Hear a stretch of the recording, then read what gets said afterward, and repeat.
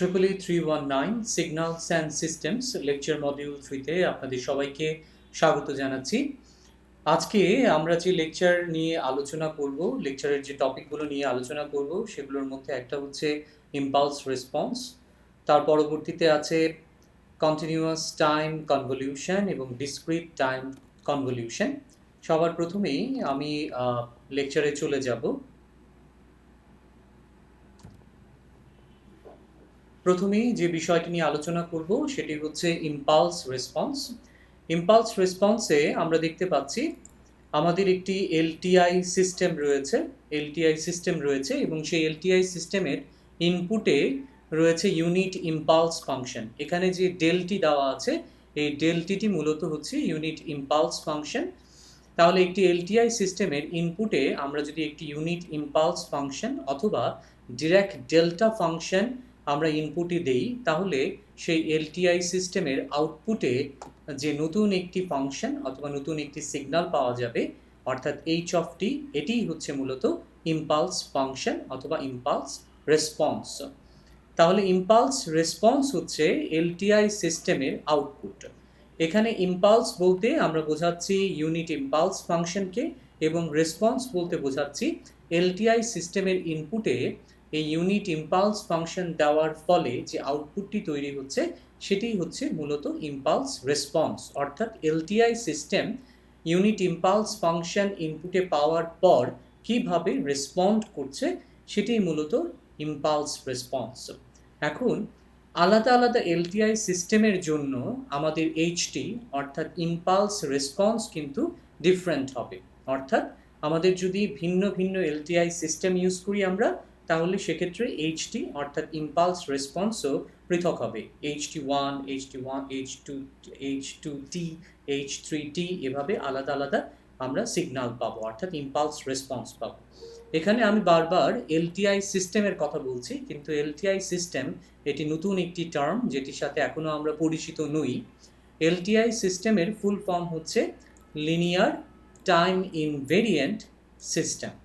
তাহলে বোঝাই যাচ্ছে এখানে মূলত দুটি সিস্টেমকে ইনকর্পোরেট করা হয়েছে, একটি হচ্ছে লিনিয়ার সিস্টেম এবং অন্যটি হচ্ছে টাইম ইনভেরিয়েন্ট সিস্টেম। তাহলে লিনিয়ার সিস্টেম এবং টাইম ইনভেরিয়েন্ট সিস্টেম, এই দুটো সিস্টেমকে কম্বাইন করে এলটিআই সিস্টেম তৈরি করা হয়েছে। তাহলে সবার প্রথমেই আমাদের বুঝতে হবে এই যে লিনিয়ার সিস্টেম, এই লিনিয়ার সিস্টেমটা আসলে কি। প্রথমেই আমরা চলে যাব লিনিয়ার সিস্টেম বলতে আমরা কি বোঝাচ্ছি। লিনিয়ার সিস্টেম হতে হলে সেই সিস্টেমকে অবশ্যই লিনিয়ারিটি প্রপার্টি মেনটেন করতে হবে। এখানে দেখেন, এখানে দেওয়া আছে লিনিয়ারিটি প্রপার্টি।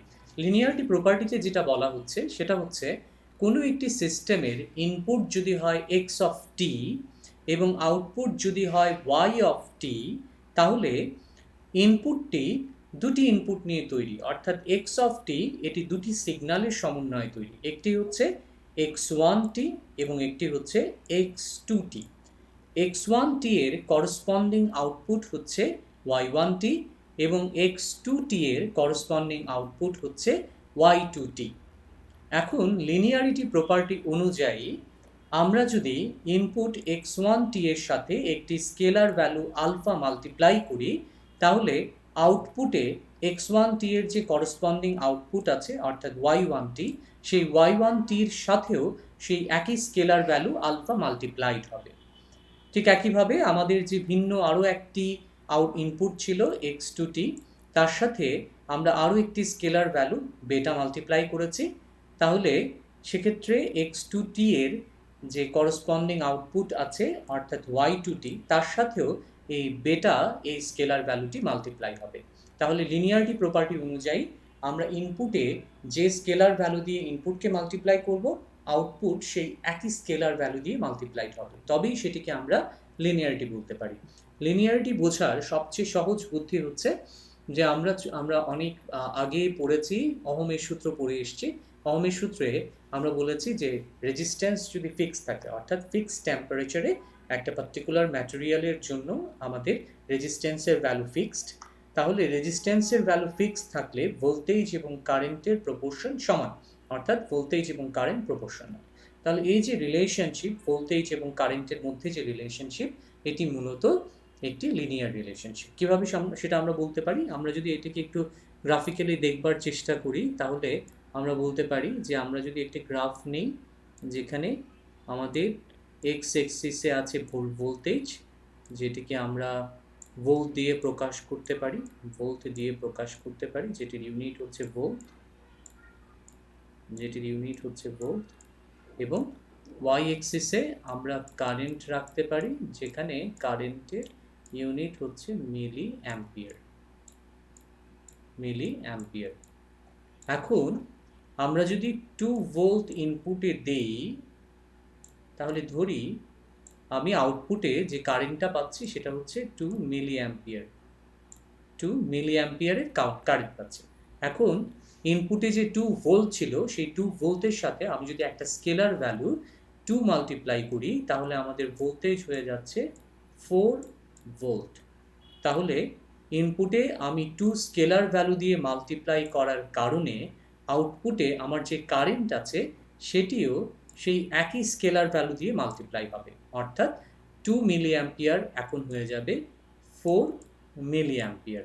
অর্থাৎ ইনপুটকে আমি যে স্কেলার ভ্যালু 2 দিয়ে মাল্টিপ্লাই করেছিলাম আউটপুটও সেই একই স্কেলার ভ্যালু দিয়ে মাল্টিপ্লাই হলো। পরবর্তীতে আমি যদি 2 ভোল্টকে আরও একটি স্কেলার ভ্যালু 6 দিয়ে মাল্টিপ্লাই করি, 3 দিয়ে মাল্টিপ্লাই করি, তাহলে আমরা ইনপুটে 6 ভোল্ট পাচ্ছি।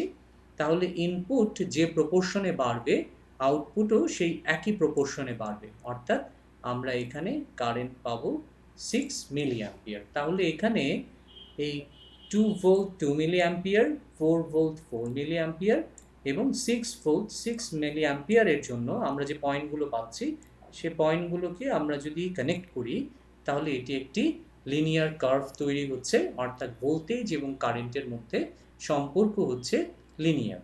তাহলে এই ধরনের সিস্টেমকে মূলত আমরা বলবো লিনিয়ার সিস্টেম। যেমনটি এখানে দেখানো হচ্ছে x1টি এই ইনপুটের সাথে আমি আলফাকে মাল্টিপ্লাই করেছিলাম, তাতে কি হলো আমার আউটপুট y1t এর সাথেও সেই একই স্কেলার ভ্যালু আলফা মাল্টিপ্লাইড হয়ে গেল। তাহলে এই যে রিলেশনশিপ এটি হচ্ছে একটি লিনিয়ার রিলেশনশিপ। যেমনটি আমরা এখানে দেখেছি 2 ভোল্ট ছিল এবং আমাদের আউটপুটে 2 মিলি অ্যাম্পিয়ার ছিল। যখন আমি 2 ভোল্টের সাথে 2 মাল্টিপ্লাই করেছি তখন আমার ইনপুটে ভোল্টেজ হয়ে গেছে 4 ভোল্ট এবং আউটপুটও সেই একই স্কেলার ভ্যালু 2 দিয়ে মাল্টিপ্লাই হয়ে গেছে 4 মিলি অ্যাম্পিয়ার। এই যে রিলেশনশিপ এটি হচ্ছে মূলত লিনিয়ার রিলেশনশিপ। পরবর্তীতে আরও একটি টার্ম আছে, সেটি হচ্ছে টাইম ইনভেরিয়েন্স। আমরা বলেছিলাম যে এলটিআই সিস্টেমে মূলত দুটি সিস্টেম আছে, একটি হচ্ছে লিনিয়ার সিস্টেম যেটি লিনিয়ারিটি প্রপার্টি মেনটেন করে, আরেকটি হচ্ছে টাইম ইনভেরিয়েন্ট সিস্টেম যেটি টাইম ইনভেরিয়েন্স প্রপার্টি মেনটেন করে। টাইম ইনভেরিয়েন্স এই শব্দটিতে যাওয়ার আগে প্রথমেই বলে নিই ভ্যারিয়েন্ট শব্দের অর্থ কী। ভ্যারিয়েন্ট শব্দের অর্থই হচ্ছে পরিবর্তনশীল অথবা পরিবর্তিত হয়েছে এরকম কিছুকে বোঝায়। অর্থাৎ একটা ইনপুট সিগন্যালকে আমি যদি কিছু দিয়ে পরিবর্তন করি, তার সাথে কিছু যদি আমি জুড়ে দিই, তাহলে সেই সিগন্যালের যদি শেপ অথবা সাইজের পরিবর্তন হয়ে যায় তাহলে সেটাকে আমরা বলবো ভ্যারিয়েন্ট, অর্থাৎ সিস্টেমের চেঞ্জ এসছে, পরিবর্তন হয়েছে, সিগন্যালে পরিবর্তনে চলে এসছে। অথবা যদি কোনো ধরনের চেঞ্জ না আসে, অর্থাৎ সিগন্যালের শেপ অথবা সাইজ যেমন ছিল তেমন থাকে, অপরিবর্তিত থাকে, তখন সেটাকে আমরা বলবো ইনভ্যারিয়েন্ট। এখানে বলা হচ্ছে টাইম ইনভেরিয়েন্স, অর্থাৎ কোন প্রপার্টিকে চেঞ্জ করা হয়েছে, টাইম প্রপার্টিকে চেঞ্জ করা হয়েছে। তাহলে একটি ইনপুট সিগন্যালে আমরা যদি টাইম চেঞ্জ করার সত্ত্বেও তার শেপ অথবা সাইজ যদি পরিবর্তন না হয় তাহলে সেটাকে আমরা বলবো টাইম ইনভেরিয়েন্স প্রপার্টি, আর যদি পরিবর্তন হয়ে যায় তাহলে টাইম ভ্যারিয়েন্ট, অর্থাৎ পরিবর্তন হয়েছে। এটা বোঝার জন্য আমরা প্রথমেই একটা input signal x of T consider করছি এবং তার আউটপুট করসপন্ডিং আউটপুট হচ্ছে ওয়াইটি। এখন এই ইনপুট সিগন্যাল এক্সটির সাথে আমরা একটি ডেল, এই টাইমটি একটি কনস্ট্যান্ট টার্মকে আমরা রাইট শিফট করছি, অর্থাৎ ল্যাগ করছি, ডিলে করছি। আমরা ইতিমধ্যে জেনেছি যে আমরা যদি মাইনাস টার্ম ইউজ করি তাহলে মাইনাসের মানে হচ্ছে ডিলে, ল্যাগ অথবা রাইট শিফটিং, সিগন্যাল থেকে আমরা ডান দিকে সরিয়ে দিব। এখানেও তাই করা হয়েছে, এখানে ডেল ইউনিট সিগন্যালটাকে রাইট শিফট করা হয়েছে অথবা ডিলে করা হয়েছে। এতে আমাদের যে আউটপুট সিগন্যাল ওয়াইটি আছে, এই ওয়াইটি সিগন্যালটিও ডেল ইউনিট ডিলেড হয়ে গেছে। তাহলে দুটি সিগন্যাল যদি সেম হয়, অর্থাৎ এক্স টি মাইনাস টাও এবং ওয়াইটি মাইনাস টাও, টাও ইউনিট ডিলে করার কারণে যদি দুইটা সিগন্যাল সেম থাকে, সিগন্যালের শেপ এবং সাইজ যদি সেম থাকে, তাহলে সেই প্রপার্টিকে আমি বলবো টাইম ইনভেরিয়েন্স এবং সেই সিস্টেমকে আমরা বলবো টাইম ইনভেরিয়েন্ট সিস্টেম। এখানে মূলত আমরা টাইম ভ্যারিয়েন্ট, টাইম ইনভেরিয়েন্ট এবং এই লিনিয়ারিটি, এই দুটো প্রপার্টিকে কম্বাইন করে আমরা এলটিআই সিস্টেম কনসিডার করছি। এখন যে টপিক নিয়ে আমরা আলোচনা করব সেটি হচ্ছে কনভলিউশন। কনভলিউশন অত্যন্ত গুরুত্বপূর্ণ একটি topic. Signal and system, digital signal processing, control সিস্টেমের জন্য কনভলিউশন অত্যন্ত গুরুত্বপূর্ণ একটি টপিক। এখানে আমরা যেটা করেছি সেটা হচ্ছে প্রথমে কনভলিউশনের ধারণা দেবার জন্য কন্টিনিউয়াস টাইম কনভলিউশনের দুটি অ্যানিমেশন উপরে এবং নিচে আমরা দেখতে পাচ্ছি। আমরা এই কনভলিউশনটি এই অ্যানিমেশনের মাধ্যমে বুঝবার চেষ্টা করব। সবার প্রথমে আমরা এখানে দুটি সিগন্যাল দেখতে পাচ্ছি। এর মধ্যে একটি হচ্ছে ব্লু এবং একটি হচ্ছে রেড। ব্লু সিগন্যালটি হচ্ছে মূলত এফ অফ টি এবং যে রেড সিগন্যালটি এখান দিয়ে ক্রস করছে সেটি হচ্ছে জিটি, যেটি মুভ করছে সেটি হচ্ছে জিটি। এবং এই ব্লু এবং রেড সিগন্যালের ইন্টারাকশনের ফলে একটা নতুন সিগন্যাল, এই ব্ল্যাক সিগন্যালটি তৈরি হচ্ছে। তাহলে এখানে আমরা কনভলিউশনে যেটা করবার চেষ্টা করছি সেটা হচ্ছে আমরা দুটা আলাদা আলাদা সিগন্যাল নিয়েছি, এফ অফ টি এবং জিটি। এই দুটি সিগন্যালকে আমরা কম্বাইন করেছি। কম্বাইন করার পরে আমাদের নতুন একটি সিগন্যাল, এই ব্ল্যাক সিগন্যালটি তৈরি হয়েছে। আমাদের উপরে এরকমটি একটি কম্বিনেশন আমরা দেখতে পাচ্ছি, নিচেও এরকম একটি কম্বিনেশন আমরা দেখতে পাচ্ছি। কনভলিউশনের উদ্দেশ্য হচ্ছে নতুন একটি সিগন্যাল তৈরি করা। আমরা দুটি ইনপুট সিগন্যাল নিচ্ছি, পরবর্তীতে এই দুটি ইনপুট সিগন্যালকে কম্বাইন করে আমরা নতুন আরেকটি সিগন্যাল তৈরি করছি। এখন আমাদের কাছে যদি দুটি সিগন্যাল থাকে, সেখান থেকে নতুন একটি সিগন্যাল তৈরি করার অনেকগুলো ওয়ে আছে। যেমন আমরা দুটি সিগন্যালকে অ্যাড করতে পারি, মাল্টিপ্লাই করতে পারি, অথবা ডিভাইড করে দিয়ে নতুন সিগন্যাল তৈরি করা যায়। কনভলিউশনে আমরা যেটা করেছি সেটা হচ্ছে, কনভলিউশনে আমরা এই যে এফ অফ টি, এই যে ব্লু সিগন্যালটা, সেই সিগন্যালটাকে একটা ফিক্সড জায়গায় রেখে দিয়েছি। যেমনটা আমরা দেখতে পাচ্ছি যে এই ব্লু সিগন্যালটা তার অরিজিন হচ্ছে 0 এবং এই সিগন্যালটা -0.5 থেকে 0.5 পর্যন্ত এক্সটেন্ডেড। এবং এই যে রেড সিগন্যালটি, এই রেড সিগন্যাল অর্থাৎ জিটি, এই সিগন্যালটিকে আমরা বাম দিক থেকে ক্রমেই গ্র্যাজুয়ালি আমরা ডান দিকে শিফট করছি, রাইট শিফট করছি। যখন এই অবস্থায় অর্থাৎ নন ওভারল্যাপিং অবস্থায় আছে, তখন কিন্তু কোনো নতুন সিগন্যাল তৈরি হয়নি। যখনই দুটি সিগন্যাল একটা আরেকটাকে ওভারল্যাপ করেছে, তখন দুটি সিগন্যালের যখনই ওভারল্যাপ করছে তখনই আমরা একটা ইয়েলো রিজিয়ন দেখতে পাচ্ছি, অর্থাৎ ওভারল্যাপড রিজিয়ন দেখতে পাচ্ছি। আর যখনই সিগন্যাল দুটি ওভারল্যাপ করছে তখনই মূলত নতুন এই ব্ল্যাক সিগন্যালটি তৈরি হচ্ছে। তাহলে কনভলিউশনের প্রসেসটা আসলে তাই। আমরা একটি সিগন্যালকে ফিক্সড পজিশনে রেখে দিব এবং অন্য আরেকটি সিগন্যালকে গ্র্যাজুয়ালি রাইট শিফট করব, একটু করে রাইট শিফট করব। যখনই ওভারল্যাপ করবে তখনই দুটি সিগন্যালকে মাল্টিপ্লাই করব, মাল্টিপ্লাই করে ইন্টিগ্রেট করে আমি নতুন ওই ব্ল্যাক সিগন্যালটি তৈরি করব। এখন কতক্ষণ পর্যন্ত আমি ওভারল্যাপ করব, যতক্ষণ পর্যন্ত আমি ততক্ষণ পর্যন্ত শিফট করতে থাকবো সিগন্যালকে, যতক্ষণ না পর্যন্ত আমাদের ওভারল্যাপড রিজিয়নটা থাকে। কেননা আমরা অ্যানিমেশন থেকে দেখতে পাচ্ছি যতক্ষণ পর্যন্ত ওভারল্যাপ থাকছে তখন পর্যন্ত কিন্তু নতুন একটি সিগন্যাল তৈরি হচ্ছে। যখনই ওভারল্যাপড রিজিয়নটি শেষ হয়ে যাচ্ছে তখন ব্ল্যাক সিগন্যালটিও কিন্তু শেষ হয়ে গেছে। তাহলে ততক্ষণ পর্যন্ত আমরা জিটি সিগন্যালকে রাইট শিফটিং করতে থাকবো যতক্ষণ না পর্যন্ত দুটি সিগন্যালের একটি কমন রিজিয়ন অর্থাৎ ওভারল্যাপড সেকশন থাকে। নিচেও আমরা একইভাবে দেখতে পাচ্ছি যে এখানেও দুটি সিগন্যাল রয়েছে এবং এখানেও নতুন একটি সিগন্যাল অর্থাৎ এই ব্ল্যাক সিগন্যালটি তৈরি হয়েছে। তাহলে কনভলিউশনের অ্যানিমেশন থেকে আমরা একটু কমন বা একটি জেনারেলাইজড একটি আইডিয়া পেলাম। এবার আমরা প্রসিডিউরে চলে যাব। সবার প্রথমেই আমরা কনভলিউশন জিনিসটা কি সেটা সম্পর্কে একটু ধারণা নেওয়ার চেষ্টা করব।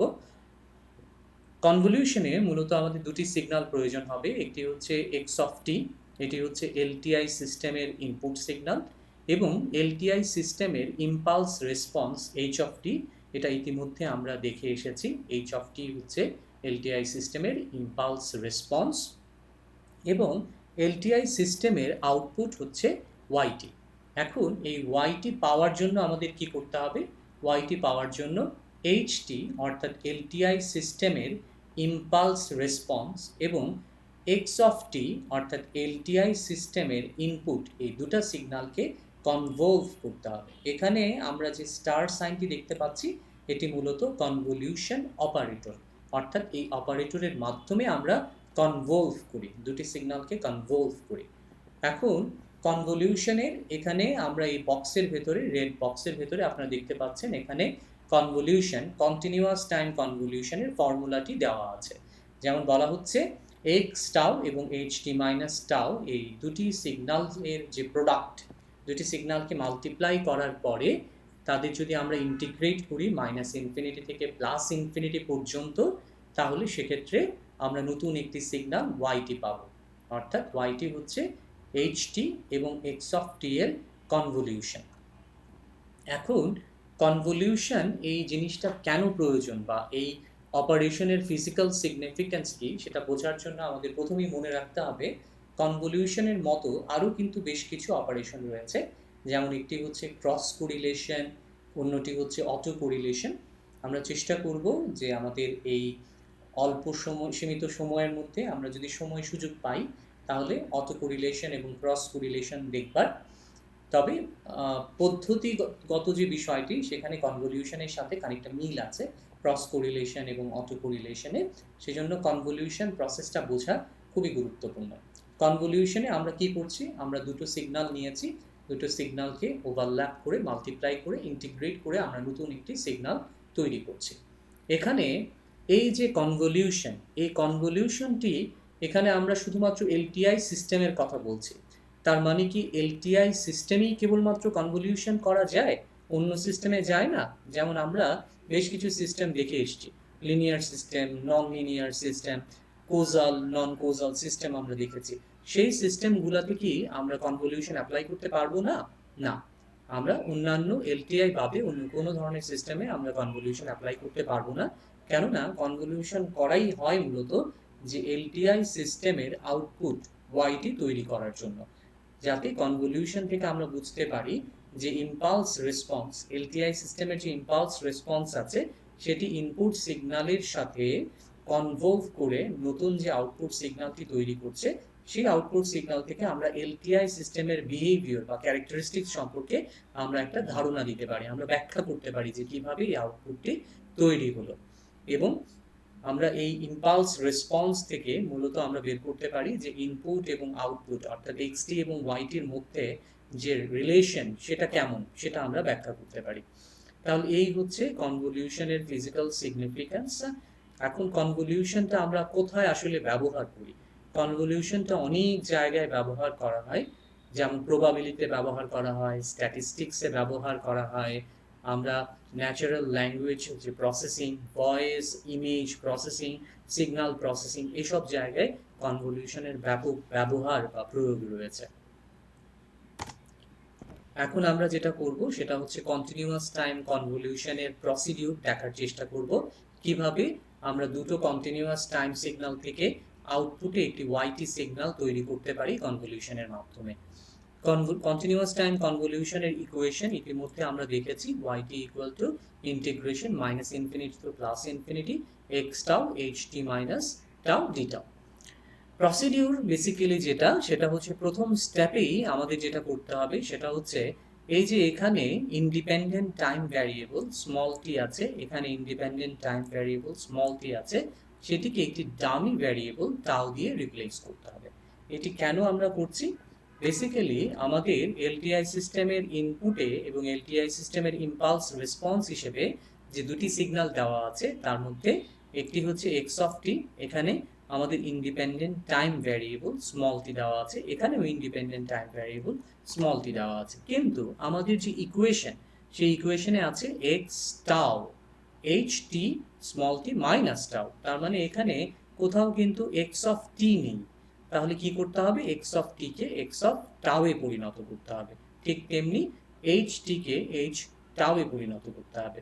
সেজন্য আমরা কি করছি, আমরা স্মল টি কে, এটা একটা ইন্ডিপেন্ডেন্ট টাইম ভ্যারিয়েবল, এই ইন্ডিপেন্ডেন্ট টাইম ভ্যারিয়েবলকে আরও একটি ডামি ভ্যারিয়েবল টাউ দিয়ে আমরা রিপ্লেস করছি। তাহলে এক্স অফ টি হয়ে গেল x of tau, h of t হয়ে গেল এইচ অফ টাউ।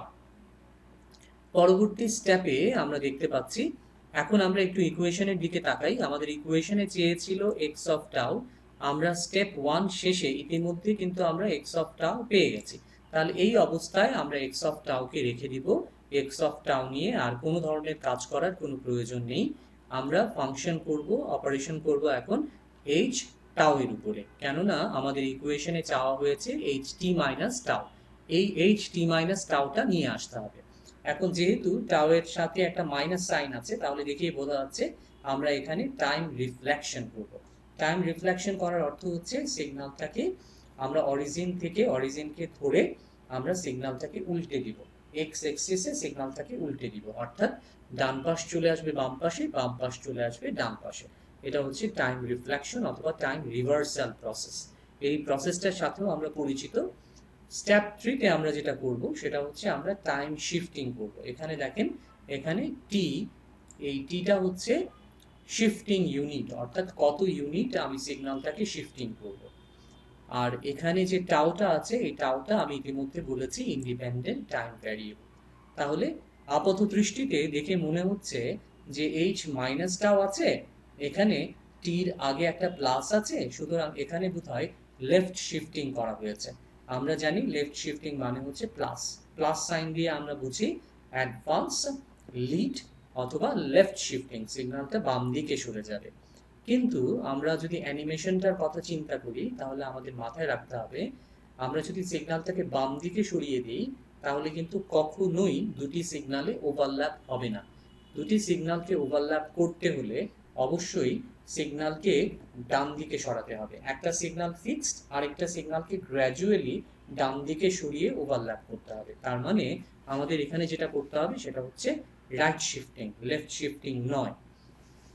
এখন এখানে আমরা যে ইকুয়েশন দিয়েছি সেটা আসলে রাইট শিফটিং না লেফট শিফটিং সেটা বোঝার সবচেয়ে সহজ উপায় হচ্ছে এই সিগন্যাল থেকে আমরা যদি এই ইকুয়েশনটাকে আমরা যদি ভাঙি, তাহলে আমরা বুঝতে পারবো এখানে এইচ আছে, আমাদের সিগন্যালটা যেহেতু টাইম রিভার্সাল, তাহলে বাইরে মাইনাস আছে টাউ, আর আমরা এখানে রাইট শিফটিং করছি বলে এখানে মাইনাস সাইন।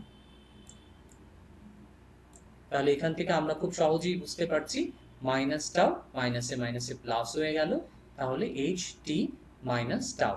অর্থাৎ এখানে আমরা সিগন্যালটি মূলত টি ইউনিট রাইট শিফটিং করেছি। রাইট শিফটিং করার পরে মূলত আমরা H small t minus tau, অর্থাৎ ইকুয়েশনের এই অংশটা আমরা পেয়ে গেলাম।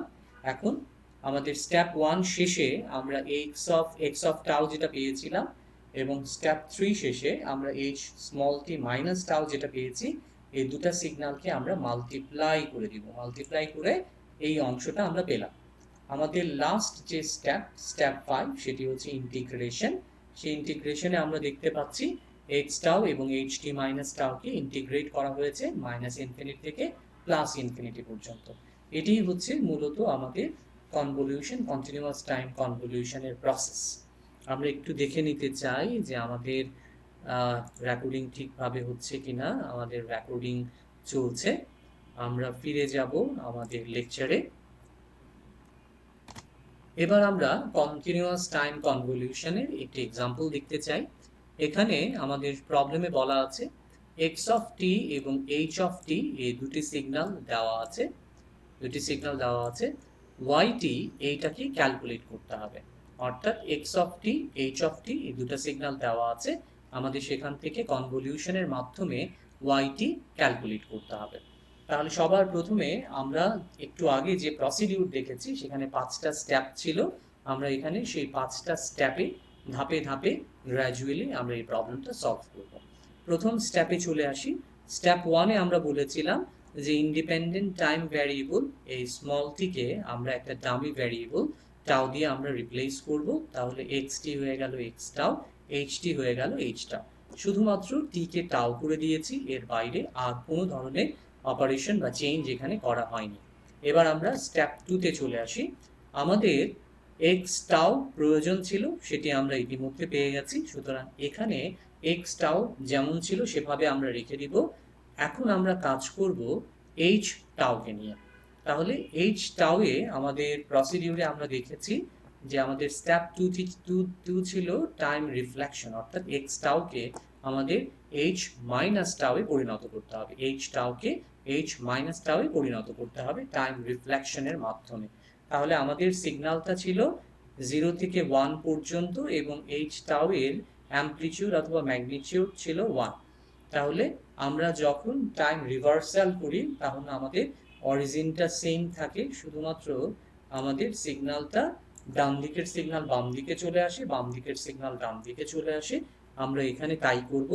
যেমন আমাদের এখানে সিগন্যালটি 0 থেকে 1 পর্যন্ত +1 পর্যন্ত আছে, তাহলে এই সিগন্যালকে আমরা ডান দিকের সিগন্যালকে টাইম রিভার্সাল করলে সেটি চলে আসবে বাম দিকে, অর্থাৎ এখন সিগন্যালটি চলে আসবে 0 থেকে -1 এবং তার অ্যামপ্লিটিউড সেম থাকবে। এখানে আমরা তাই করেছি, এইচ মাইনাস টাওয়ে সিগন্যালকে সিম্পলি টাইম রিভার্সাল অথবা ইমেজ তৈরি করেছি, মিরর ইমেজ তৈরি করেছি। তাহলে এখানে সিগন্যালটি 0 থেকে -1 পর্যন্ত আছে। আমাদের খেয়াল রাখতে হবে এই যে এইচ টাও অথবা এইচ মাইনাস টাও, এই দুটো সিগন্যাল বেসিক্যালি একই সিগন্যাল, দুটো অপারেশন করা হয়েছে। তাহলে এই সিগন্যালে আমাদের উইডথ কত, পালস উইডথ অথবা সিগন্যালের উইডথ কত, চওড়া কতটুকু, 0 থেকে -1 অথবা 0 থেকে 1 পর্যন্ত আমাদের সিগন্যালের উইডথ বেসিক্যালি 1, উইডথ হচ্ছে 1। তাহলে আমরা সিগন্যালে যে অপারেশনই করি না কেন আমাদের সিগন্যালের এই উইডথটাকে চেঞ্জ করা যাবে না এবং তার পাশাপাশি অ্যামপ্লিটিউডকে চেঞ্জ করা যাবে না। এখন এই বিষয়টিকে আমার মাথায় রেখে আমরা পরবর্তী স্টেপে চলে যাব। স্টেপ 3-তে আমরা টাইম শিফটিং করছি। এইচ মাইনাস টাওকে আমরা টি ইউনিট টাইম শিফট করছি। টি ইউনিট টাইম শিফট করার অর্থই হচ্ছে সিগন্যালটাকে আমি শিফট করে দিব। সিগন্যালটা বেসিক্যালি আগে অরিজিনে ছিল, এখন সিগন্যালটা অরিজিনে থাকবে না, কেননা আমরা টি ইউনিট শিফট করে দিচ্ছি। আমরা প্রথম থেকেই বলে এসেছি সিগন্যালকে যদি আমরা ওভারল্যাপ করতে চাই তাহলে বেসিক্যালি আমাদের রাইট শিফটিং করতে হবে, অর্থাৎ সিগন্যালটাকে ডান দিকে সরাতে হবে, তবেই সেই সিগন্যালটা এইচ টাও এর সাথে ওভারল্যাপ হয়ে নতুন একটি সিগন্যাল তৈরি করবে।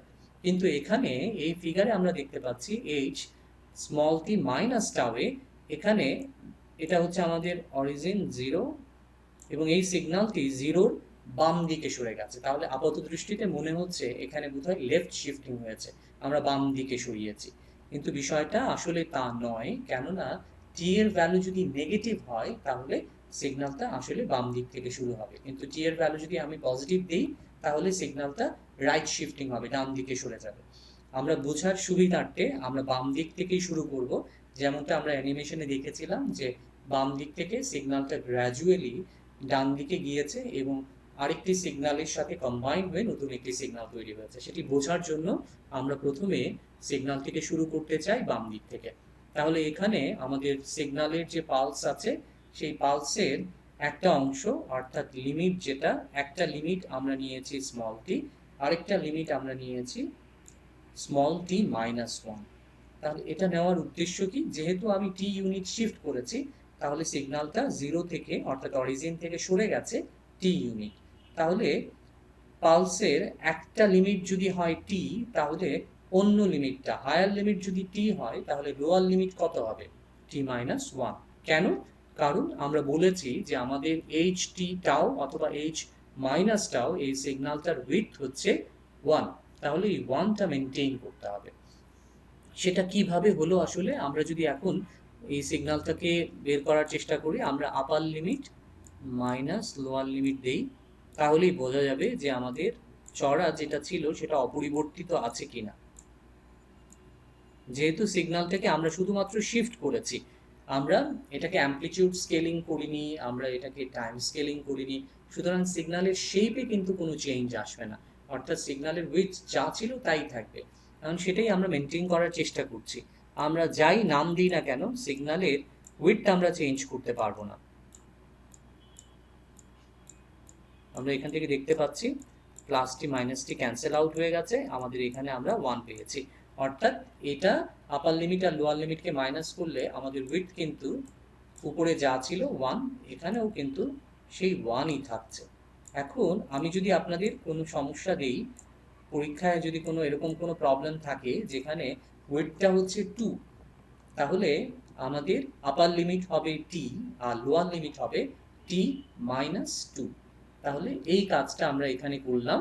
তাহলে সিগন্যালটিকে শিফট করে দিলাম টি ইউনিট। তাহলে একটা অংশ যদি টি হয় তাহলে আরেকটা লিমিট হবে টি মাইনাস 1।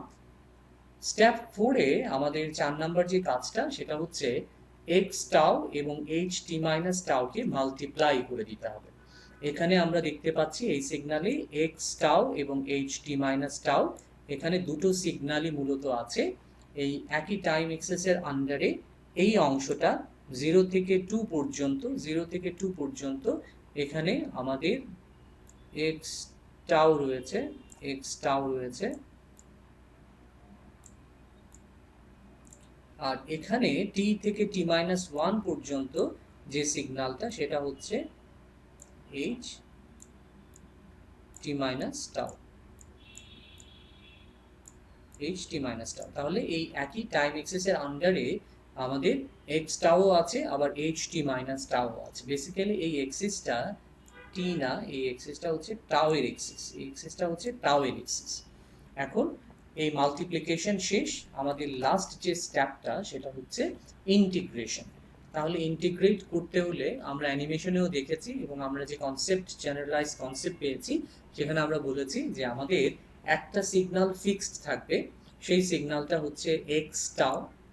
এক্স টাউকে আমরা ফিক্স রেখে দিব, এক্স টাউ 0 থেকে 2 পর্যন্ত ছিল, সেই অবস্থায় আছে। তাহলে এক্স টাউ আমরা ফিক্স রেখে দিলাম। দেওয়ার পরে এইচ টি মাইনাস টাউ, এই যে সিগন্যালটা, এই সিগন্যালে প্রতিবার আমি টি এর ভ্যালু চেঞ্জ করব, আর টি এর ভ্যালু চেঞ্জ করলে সিগন্যালটা ধীরে ধীরে রাইট শিফটিং হতে থাকবে। এবং যখনই রাইট শিফটিং হবে, একবার করে রাইট শিফট হবে, তখন আমরা এক্স টাউ এর সাথে সিগন্যালটাকে মাল্টিপ্লাই করব, ইন্টিগ্রেট করব, করে ওয়াইটি বের করার চেষ্টা করব। এটি হচ্ছে পদ্ধতি। সবার প্রথমে তাহলে আমরা টি এর একটা ভ্যালু কনসিডার করি। প্রথমে বলা হয়েছে টি এর ভ্যালু হচ্ছে লেস দেন 0, অর্থাৎ টি এর ভ্যালু হচ্ছে নেগেটিভ। তাহলে এখানে যদি আমাদের 0 থাকে তাহলে এখানে আছে টি, তার মানে টি এর ভ্যালু হচ্ছে নেগেটিভ। হতে পারে সেটা -0.5, হতে পারে সেটা -1, হতে পারে সেটা -2। এখন আমরা যে কাজটা করব সেটা হচ্ছে ইন্টিগ্রেশন করব। এর মধ্যে এটি হচ্ছে এই অংশটি 0 থেকে 2 পর্যন্ত, এই অংশটি হচ্ছে এক্স টাউ, আর টি থেকে টি মাইনাস 1 অথবা টি মাইনাস 1 থেকে টি পর্যন্ত এই যে অংশটা, এই সিগন্যালটা হচ্ছে H t minus tau, minus tau. এখন এই সিগন্যালকে আমরা যখন ইন্টিগ্রেট করতে চাই তখন আমাদের বলা হচ্ছে, ইকুয়েশনে বলা হচ্ছে যে আমাদের ইন্টিগ্রেট করতে হবে -ইনফিনিটি থেকে +ইনফিনিটি পর্যন্ত। কিন্তু আমাদের সিগন্যালটা এক্সিস্ট করছে t-1 থেকে 2 পর্যন্ত। তাহলে আমরা কি করব? আমরা এই লিমিটটা নিয়ে নিব, যেটুকু সিগন্যাল আছে, যেটুকু পর্যন্ত সিগন্যাল আছে কেবলমাত্র সেটুকুই। যেমন আমাদের প্রথম যে রিজিয়ন সেটা হচ্ছে রেঞ্জ, সেটা হচ্ছে t-1 থেকে t পর্যন্ত। তাহলে t-1 থেকে t পর্যন্ত আমরা ইন্টিগ্রেশনের একটা লিমিট কনসিডার করছি। আরেকটাতে আমাদের আছে t থেকে 0 পর্যন্ত, এখানে আমরা আরেকটা লিমিট কনসিডার করছি ইন্টিগ্রেশনের। এবং সর্বশেষ আমাদের যে সিগন্যালটা আছে তার লিমিট হচ্ছে 0 থেকে 2 পর্যন্ত। তাহলে এখানে আমাদের আরও একটি ইন্টিগ্রেশনের লিমিট আমরা কনসিডার করব। তাহলে এবার আমাদের ইন্টিগ্রেশনে আমরা ভ্যালু বসাবো। প্রথম যে ইন্টিগ্রেশন আছে সেখানে আছে t-1 থেকে t পর্যন্ত, লোয়ার লিমিট হচ্ছে t-1, আপার লিমিট হচ্ছে t। এখন এখানে আমাদের দুটি সিগন্যাল, একটি হচ্ছে এক্স টাউ আর একটি হচ্ছে H t minus tau. t-1 থেকে t পর্যন্ত অর্থাৎ এইটুকু রিজিয়নে এক্স টাউ এর ভ্যালু কত? আমরা এখানে দেখতে পাচ্ছি t-1 থেকে t পর্যন্ত এইচ টি মাইনাস টাউ আছে, কিন্তু t-1 থেকে t এই রিজিয়নে বেসিক্যালি এক্স টাউ নেই। এক্স টাউ নেই মানে এক্স টাউ এর ভ্যালু হচ্ছে 0, কেননা এক্স টাউ শুরুই হয়েছে 0 থেকে 2 পর্যন্ত। তাহলে এই রিজিয়নে এই লিমিটের মধ্যে আমাদের এক্স টাউ এর ভ্যালু হচ্ছে 0 আর এইচ টি মাইনাস টাউ এই সিগন্যালের ভ্যালু হচ্ছে 1, অ্যামপ্লিটিউড হচ্ছে 1। এটা আমরা বসালাম, বসানোর পরে 0 ইন্টু 1 ইকুয়াল টু 0, আর 0 ইন্টিগ্রেশন আমরা পাচ্ছি 0। পরবর্তীতে আরো একটি যে রেঞ্জ আছে সেটি হচ্ছে টি থেকে 0 পর্যন্ত। টি থেকে 0 এখানে কোনো সিগন্যালই নেই, তার মানে এক্স টাউ এর ভ্যালু 0, আবার এইচ টি মাইনাস টাউ এটার ভ্যালু 0, তাহলে 0 ইন্টিগ্রেশন 0, তাহলে এখান থেকেও আমি ইন্টিগ্রেশনের রেজাল্ট পাবো মূলত 0। পরবর্তীতে আমাদের আরেকটা যে রেঞ্জ আছে সেটা হচ্ছে 0 থেকে 2 পর্যন্ত। 0 থেকে 2 পর্যন্ত এখানে এক্স টাউ এর ভ্যালু হচ্ছে 1, কিন্তু 0 থেকে 2 তে কিন্তু এইচ টি মাইনাস টাউ নেই, তাহলে এইচ টি মাইনাস টাউ নেই মানে এইচ টি মাইনাস টিউ এর ভ্যালু হচ্ছে 0, তাহলে 1 ইন্টু 0, আমি এখান থেকেও 0 পাচ্ছি, 0 ইন্টিগ্রেশন 0, তাহলে ওয়াইটির ভ্যালু আসছে 0।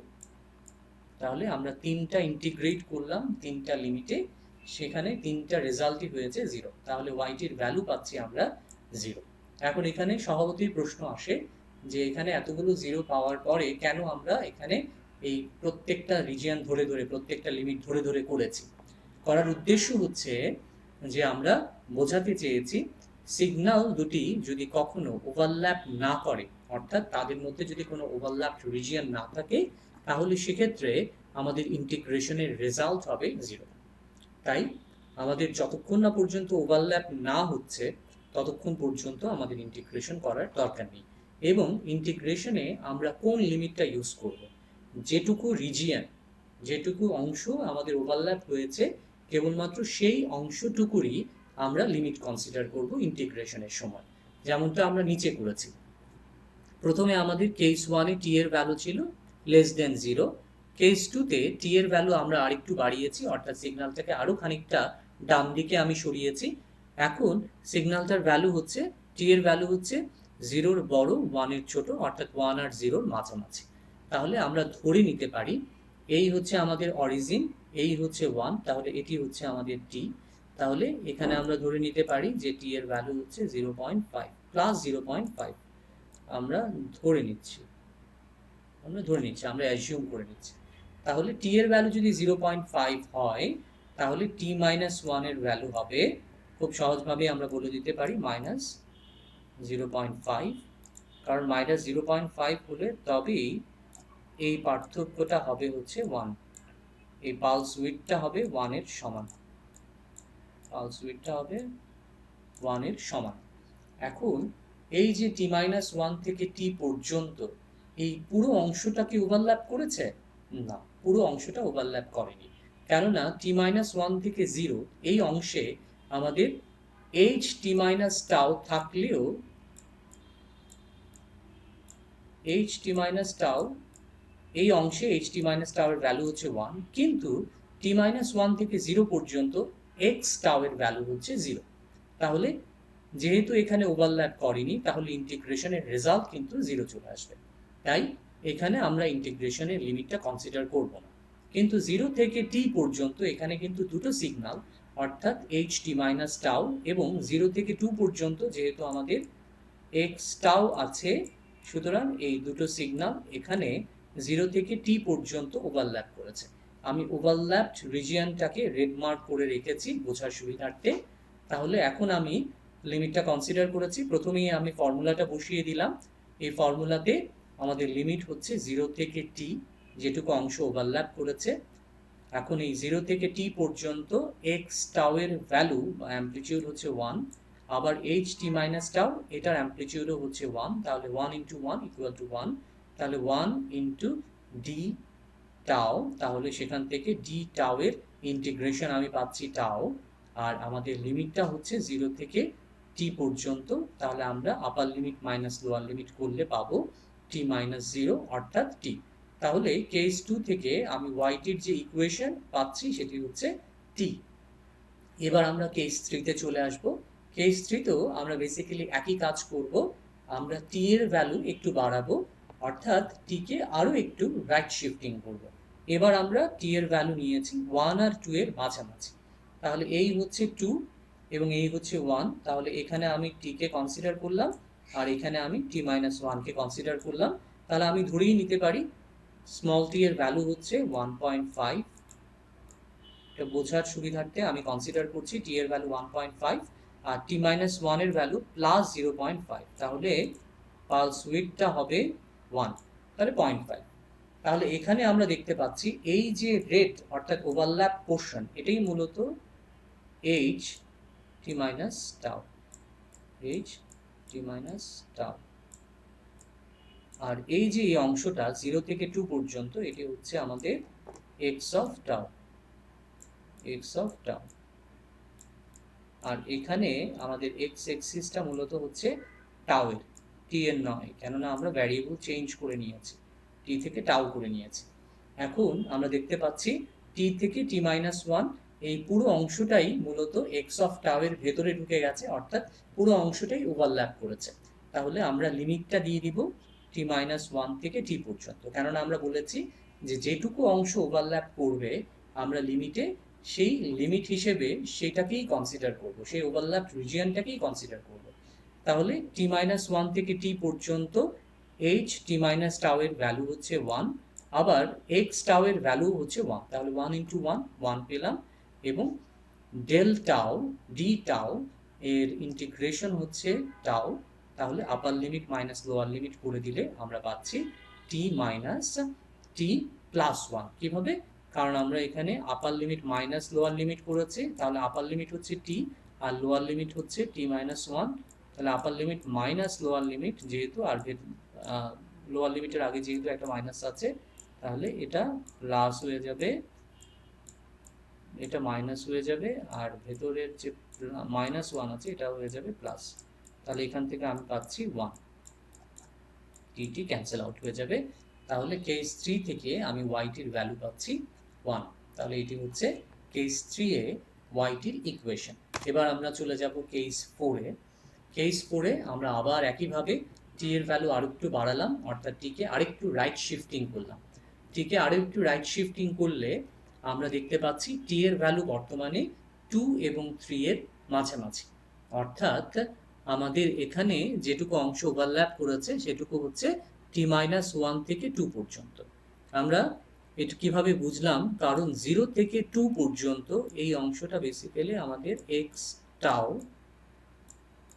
আর টি মাইনাস 1 থেকে টি এই সিগন্যালটা হচ্ছে H t minus tau, h t minus tau. তাহলে যখন এইচ টি মাইনাস টাউ টি মাইনাস 1 থেকে টি পর্যন্ত, সেখানে আমাদের এই এক্স টাউ এটি কিন্তু 2তে এসে শেষ হয়ে গেছে, অর্থাৎ 2 থেকে টি পর্যন্ত এখানে এইচ টি মাইনাস টাউ থাকলেও এক্স টাউ নেই, তার মানে এই 2 থেকে টি পর্যন্ত এক্স টাউ এর ভ্যালু হচ্ছে 0। তাহলে 0 দিয়ে মাল্টিপ্লাই করলে ইন্টিগ্রেশনের রেজাল্ট কিন্তু 0ই হবে। সুতরাং এইটাকে আমরা 2 থেকে টি পর্যন্ত এইটুকু অংশকে আমরা ইন্টিগ্রেশনের মধ্যে আনবো না, কেননা এখান থেকে আমরা রেজাল্ট 0 পাবো। তাহলে আমরা কি করব? যেটুকু অংশ ওভারল্যাপ করেছে সেটুকুই কনসিডার করব, অর্থাৎ টি মাইনাস 1 থেকে 2 পর্যন্ত এইটুকু অংশ আমরা কনসিডার করেছি। এখন আমরা একইভাবে ইন্টিগ্রেশনে ভ্যালু বসালাম, লোয়ার লিমিট টি মাইনাস 1, আপার লিমিট 2, দুটা সিগনালে এক্স অফ টাউ এর ভ্যালু হচ্ছে 1, এইচ টি মাইনাস টাউ এর ভ্যালু হচ্ছে 1, 1 ইন্টু 1, তাহলে ডি টাউ পাচ্ছি। ডি টাউ এর ইন্টিগ্রেশন হচ্ছে টাউ, আপার লিমিট মাইনাস লোয়ার লিমিট করে ওয়াইটির ভ্যালু পাচ্ছি 3 মাইনাস টি। তাহলে এখানে কেস 4 এ ওয়াইটির ইকুয়েশন হচ্ছে 3 মাইনাস টি। এখন আমরা যদি কেস 4 এ চলে যাই, আমরা অনেকবার ওভারল্যাপ করেছি, এবার আমরা কেস 4 এ যদি চলে যাই তাহলে টি এর ভ্যালু আমরা কনসিডার করছি এবার টি এর ভ্যালু গ্রেটার দ্যান 3, 3 এর চেয়েও বড়। তাহলে গ্রেটার দ্যান 3 যদি হয়ে যায় তাহলে মূলত 3 এর চেয়ে বড়, যদি আমরা টি এর ভ্যালু কনসিডার করি এখন 3.5, 3 এর চেয়ে বড় যেহেতু, তাহলে টি মাইনাস 1 এর ভ্যালু অবশ্যই ওখানে না এসে হবে এখানে 2 এবং 3 এর মাঝামাঝি, তাহলে এখানে আমরা পাবো 2.5, অর্থাৎ এটি হচ্ছে টি মাইনাস 1। যেখানেই থাক না কেন টি মাইনাস 1 যেখানেই থাক না কেন, বেসিক্যালি আমরা দুটা সিগন্যাল কিন্তু ওভারল্যাপ করছে না, আর আমরা বলেছি যদি ওভারল্যাপ না হয় তাহলে ওয়াইটির ভ্যালু হবে 0। তাহলে এখান থেকে আমরা কেস 5 পর্যন্ত আমরা ওয়াইটির 5টা ইকুয়েশন পেয়েছি। টি এর 5টা ভ্যালু কনসিডার করে ওয়াইটির 5টা ইকুয়েশন আমরা এখানে পেয়েছি। এখন প্রশ্ন হচ্ছে আমরা কতক্ষণ পর্যন্ত টি এর ভ্যালু চেঞ্জ করব, অথবা কতক্ষণ পর্যন্ত আমরা রাইট শিফটিংটা চালিয়ে যাব। এটার উত্তর হচ্ছে যতক্ষণ পর্যন্ত আমাদের ওভারল্যাপ থাকবে ততক্ষণ পর্যন্ত আমাদের রাইট শিফটটা করে যেতে হবে। কেননা ওভারল্যাপ হলেই নতুন সিগন্যাল তৈরি হওয়ার সম্ভাবনা থাকবে এবং অবশ্যই নতুন একটি সিগন্যাল তৈরি হবে। সুতরাং যতক্ষণ পর্যন্ত ওভারল্যাপ থাকবে ততক্ষণ পর্যন্ত আমাদের রাইট শিফটিংটা চালিয়ে নিয়ে যেতে হবে। এবার আমাদের ওয়াইটি আমরা পেয়ে গেছি। আমরা শুরু করেছিলাম এইচ টি, এক্স অফ টি এবং এইচ টি, এই দুটা সিগন্যাল নিয়ে।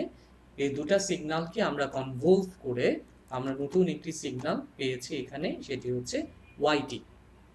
এই ওয়াইটি সিগন্যালের এখানে আমরা যেটা পেয়েছি সেটা কিন্তু ইকুয়েশন। আমরা 5টি ইকুয়েশন পেয়েছি, কিন্তু আমাদের চাওয়া হয়েছে, কোয়েশ্চেনে আমাদের চাওয়া হয়েছে ক্যালকুলেট ওয়াইটি, এবং যেহেতু এখানে দুটি ফিগার আছে তাহলে ওয়াইটির জন্য বেসিক্যালি আমাদের ফিগার আঁকতে হবে, অর্থাৎ এই ইকুয়েশনটাকে প্লট করতে হবে। এই ইকুয়েশন 5টা ইকুয়েশনের জন্য একটা গ্রাফ আঁকতে হবে। এই গ্রাফ আঁকতে গেলে প্রথমেই আমাদের দেখতে হবে টি এর ভ্যালু কোথায়। এই হচ্ছে আমাদের ওয়াইটির গ্রাফ এবং আমাদের এক্স এক্সিসটা হচ্ছে আমাদের টি।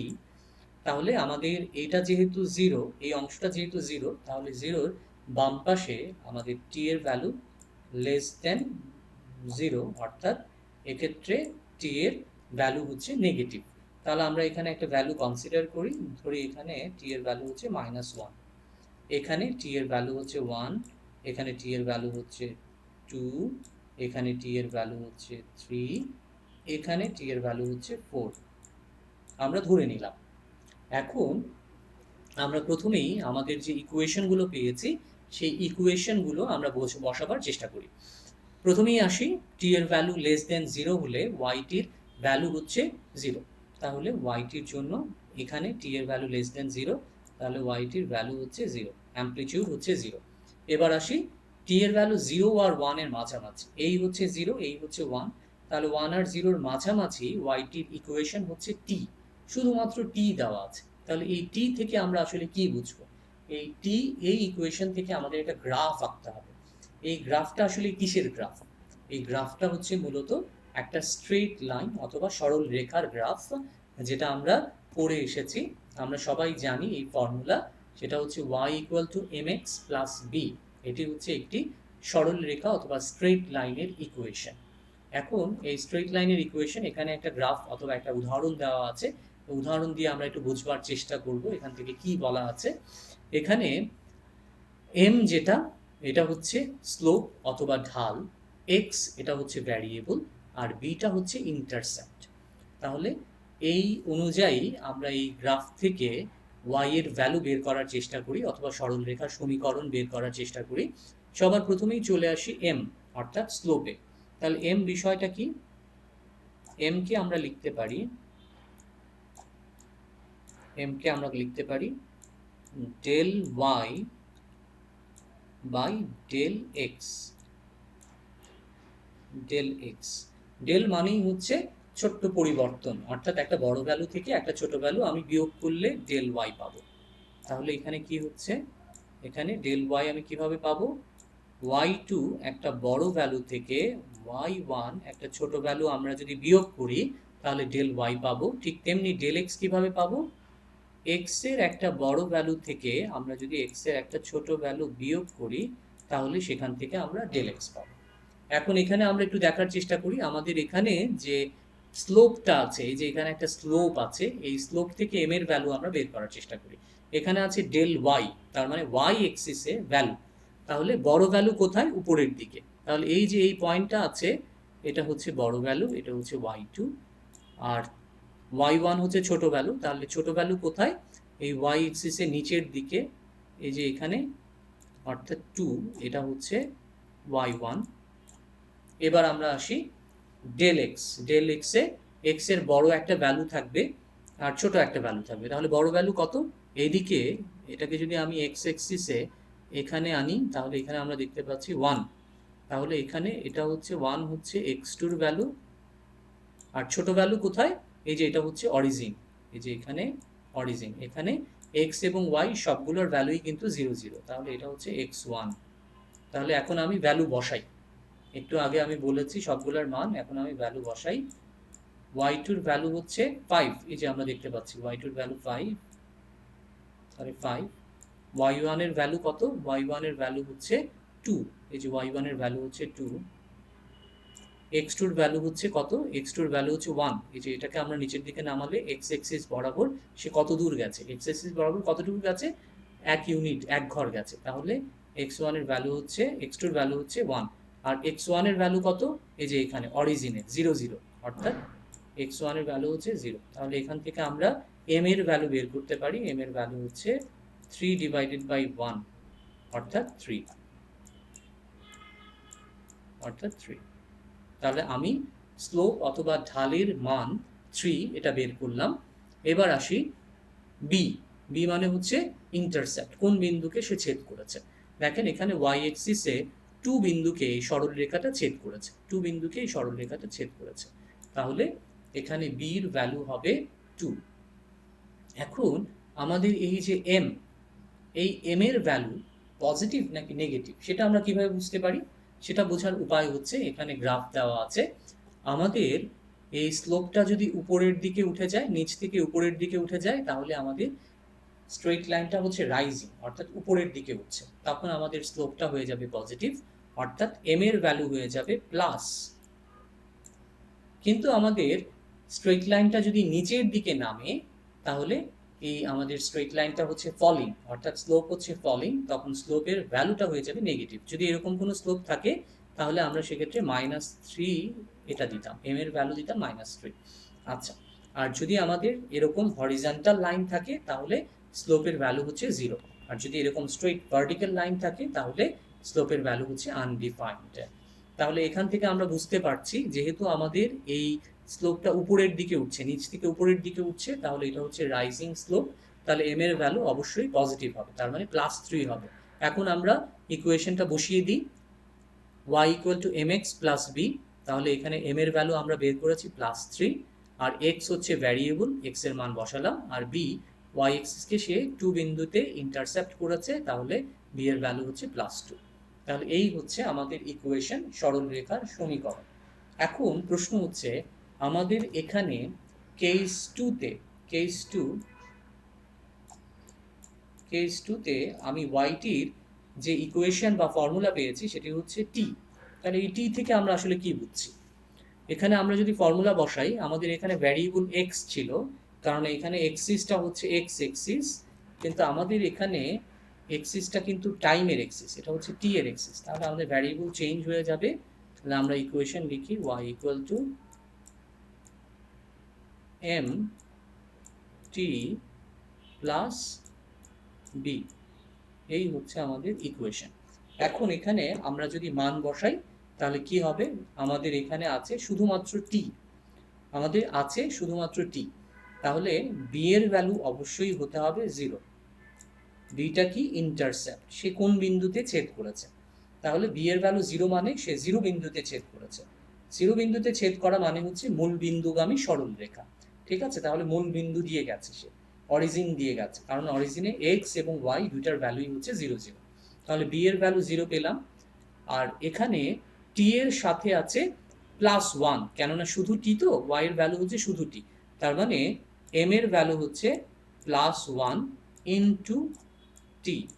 তাহলে এখান থেকে আমরা এম এর ভ্যালু পেয়ে যাচ্ছি, এম এর ভ্যালু হচ্ছে +1, তার মানে স্লোপটা হচ্ছে, যেহেতু প্লাস আছে তাহলে স্লোপটা হচ্ছে রাইজিং, উপরের দিকে উঠছে, আর এম এর ভ্যালু হতে হবে 1। 1 হওয়া মানে কি? ডেল ওয়াই, অর্থাৎ এই দিকে এই যে এখানে যে রেঞ্জটা আছে, এখানে ডেল ওয়াই এর ভ্যালু হতে হবে 1, আর এখানে এক্স এক্সিসে যে রেঞ্জটা আছে সেটার ভ্যালু হতে হবে 1।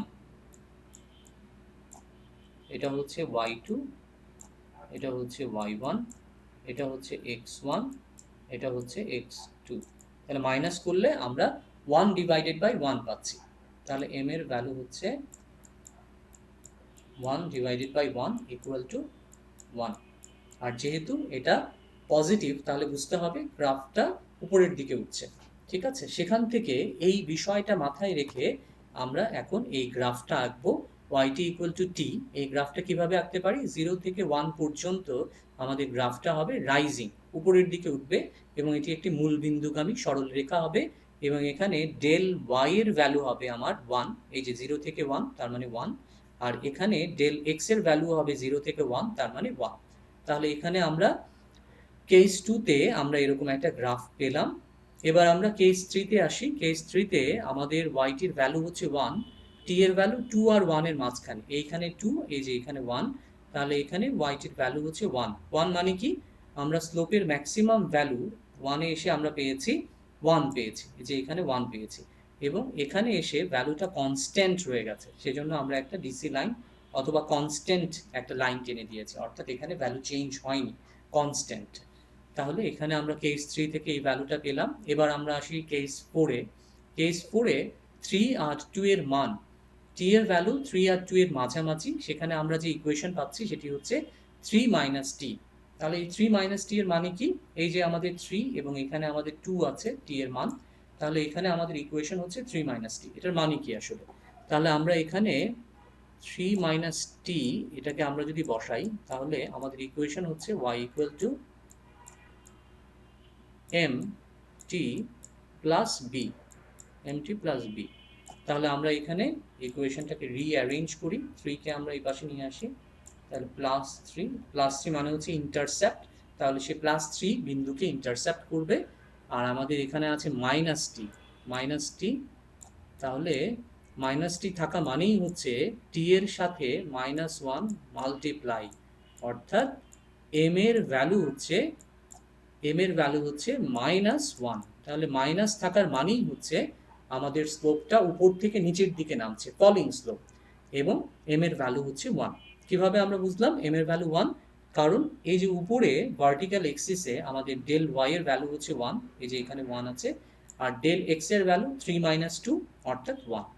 আর যেহেতু এই গ্রাফটা ফল করছে সেজন্য আমরা এখানে -1 দিয়েছি। তাহলে এই ইকুয়েশন থেকে আমরা এরকম একটা গ্রাফ আঁকতে পারি যে এই বিন্দু 2 এবং 3, 0 বিন্দুকে আমরা এখানে অ্যাড করে দিচ্ছি, তাহলে এখানে আমরা একটা ইকুয়েশন পেয়ে গেলাম, এখানে আমরা একটা প্লট পেয়ে গেলাম। এই ইকুয়েশন থেকে আমরা একটা প্লট করলাম, একটা গ্রাফ আঁকলাম। এই গ্রাফটাই মূলত হচ্ছে ওয়াইটির গ্রাফ।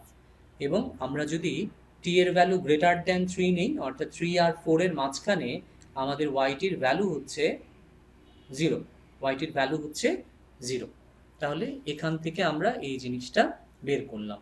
তাহলে আলটিমেটলি এই ওয়াইটিটাই হচ্ছে এক্সটি এবং এইচটি কনভলিউশন, দুটা সিগন্যালকে কনভলভ করে আমরা এই সিগন্যালটা বের করতে পেরেছি। আমরা একটু চেক করে নিতে চাই। হ্যাঁ, আমরা এবার আমাদের কন্টিনিউয়াস টাইম কনভলিউশনের পরে আমরা এবার চলে যাব ডিসক্রিট টাইম কনভলিউশনে। ডিসক্রিট টাইম এবং কন্টিনিউয়াস টাইম কনভলিউশনের মধ্যে খুব একটা পার্থক্য নেই, শুধুমাত্র পার্থক্য একটাই যে কন্টিনিউয়াস টাইমকে আমরা এক্স অফ টি দিয়ে প্রকাশ করি আর ডিসক্রিট টাইম সিগন্যালকে আমরা এক্স অফ এন দিয়ে প্রকাশ করি, যেখানে স্মল এন হচ্ছে আমাদের স্যাম্পল ইনস্ট্যান্ট, অর্থাৎ কোন স্যাম্পলকে আমরা ইন্ডিকেট করছি, 1 2 3 4 কোন স্যাম্পল নাম্বারকে আমরা ইন্ডিকেট করছি। তাহলে এখানে আমাদের এক্স অফ এন হচ্ছে এলটিআই সিস্টেমের ইনপুট, এইচ অফ এন হচ্ছে এলটিআই সিস্টেমের ইম্পালস রেসপন্স এবং ওয়াই এন হচ্ছে এলটিআই সিস্টেমের আউটপুট।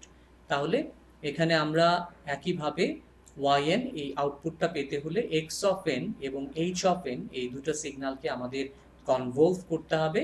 এবং ওয়াই এন এই সিগন্যালটা আমরা কিভাবে পেতে পারি, আমরা এক্স অফ কে এবং এইচ অফ এন মাইনাস কে এই দুটা সিগন্যালকে আমরা যদি মাইনাস ইনফিনিটি থেকে প্লাস ইনফিনিটি পর্যন্ত আমরা সামেশন করে দিই তাহলে আমরা ওয়াই অফ এন পাবো। তাহলে দেখি বুঝতে পারছি আমরা পার্থক্যটা কোথায়। কন্টিনিউয়াস টাইম কনভলিউশনে আমরা যেখানে ইন্টিগ্রেট করেছিলাম x tau h t minus টাউকে, সেখানে একইভাবে আমরা ডিসক্রিট টাইম কনভলিউশনে আমরা সেখানে সাম করছি। কেন সাম করছি, কেন ইন্টিগ্রেট করছি না, কেননা ডিসক্রিট টাইম সিগন্যালটি মূলত সেখানে অনেকগুলো স্যাম্পল থাকে এবং সেখানে কেবলমাত্র যেখানে স্যাম্পল আছে সেখানেই সিগন্যালটা ডিফাইন্ড, অন্য সকল জায়গায় স্যাম্পলটা ডিফাইন্ড নয়। সে কারণে আমরা ইন্টিগ্রেশন করে আমরা ডিসক্রিট টাইম সিগন্যাল বের করতে পারবো না, সেজন্য আমরা সাম ব্যবহার করছি। এখানে যে মাইনাস ইনফিনিটি থেকে প্লাস ইনফিনিটি দেওয়া আছে, তার মানে হচ্ছে মাইনাস ইনফিনিটি থেকে প্লাস ইনফিনিটি পর্যন্ত যতগুলো স্যাম্পল আছে সবগুলো স্যাম্পলকে আমি যোগ করে এবং এক্সকে এবং এইচ এন মাইনাসকে এই দুটার প্রোডাক্ট বের করে তাদেরকে মাইনাস ইনফিনিটি থেকে প্লাস ইনফিনিটি পর্যন্ত আমরা যোগ করে দিব। তাহলেই আমরা ডিসক্রিট টাইম কনভলিউশনের আউটপুট পেয়ে যাব, অর্থাৎ ওয়াইটি বের করতে পারবো। তাহলে এখানে প্রসিডিউরে আসি। প্রসিডিউর একই রকম, শুধুমাত্র পার্থক্য একটাই, সেখানে আমরা ইন্টিগ্রেশন না করে সামেশন করেছি। প্রথমে আসি, আমাদের ফর্মুলা আমরা ইতিমধ্যে দেখে নিয়েছি। আমাদের এখানে ফর্মুলাতে কোথাও এক্স অফ এন নেই, আছে এক্স অফ কে। তাহলে কি করতে হবে? আগের মতো আমাদের আগে কি ছিল, এক্স অফ টি কে আমরা এক্স অফ টাও করে দিয়েছিলাম, আমরা টি কে টাও ডামি ভ্যারিয়েবল দিয়ে রিপ্লেস করেছি, এখানেও তাই করব আমরা। এখানে এন এই ভ্যারিয়েবলকে আমরা কে এই ডামি ভ্যারিয়েবল দিয়ে রিপ্লেস করে দিব। তাহলে এক্স অফ এন হয়ে গেল x of K, H of N হয়ে গেল এইচ অফ কে। এখন ইকুয়েশনের এক্স অফ কে আমি পেয়ে গেলাম, এটাকে আমি যেমন আছে সেভাবে রেখে দিব। কাজ করব আমরা এক্স অফ কে নিয়ে। তাহলে এক্স অফ কে এই আমাদের ফর্মুলাতে এইচ অফ এন মাইনাস কে পেতে হলে আমাদের কি করতে হবে? সবার প্রথমে টাইম রিফ্লেকশন অথবা টাইম রিভার্সাল করতে হবে, সেম কন্টিনিউয়াস টাইম কনভলিউশনের মতো। এবং পরবর্তীতে এখানে এন মাইনাস কে আছে, তার মানে হচ্ছে সিগন্যালটিকে রাইট শিফট করতে হবে, ডান দিকে সরিয়ে দিতে হবে। এবং পরবর্তীতে স্টেপ 4-এ এক্স অফ কে এবং এইচ অফ এন মাইনাস কে দুটো সিগন্যালকে আমরা মাল্টিপ্লাই করব। করার পরে লাস্ট স্টেপে আমরা এদেরকে ইন্টিগ্রেট, আমরা এদেরকে সামেশন করে দিব।